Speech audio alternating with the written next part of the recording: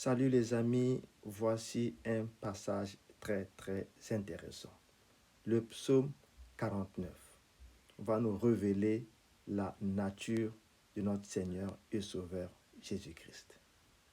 Il est écrit, « Ils ne peuvent se racheter l'un l'autre, ni donner à Dieu le prix du rachat. » Ce passage nous révèle qu'un humain ne peut pas donner à Dieu le prix du rachat.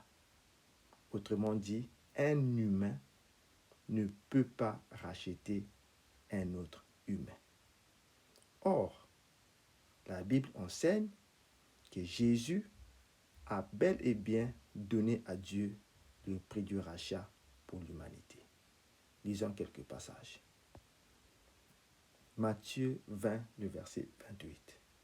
C'est ainsi que le Fils de l'homme est venu, non pour être servi, mais pour servir et donner sa vie comme la rançon de plusieurs.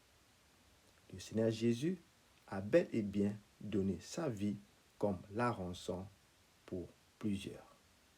Nous pouvons lire aussi 1 Pierre chapitre 1, les versets 18 et 19. Sachant que ce n'est pas par des choses périssables, par de l'argent ou de l'or, que vous avez été rachetés de la vaine manière de vivre que vous avez hérité de vos pères, mais par le sang précieux de Christ, comme d'un agneau sans défaut et sans tache.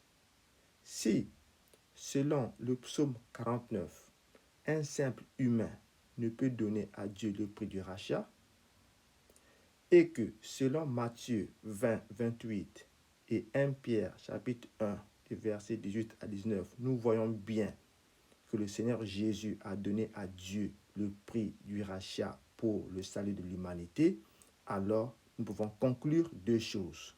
La première chose, c'est que Mohammed ne peut pas être le sauveur du monde. Parce que pour Dieu, un simple homme ne peut pas racheter un autre homme. Deuxième conclusion, seul le Seigneur Jésus-Christ a été capable de racheter l'humanité.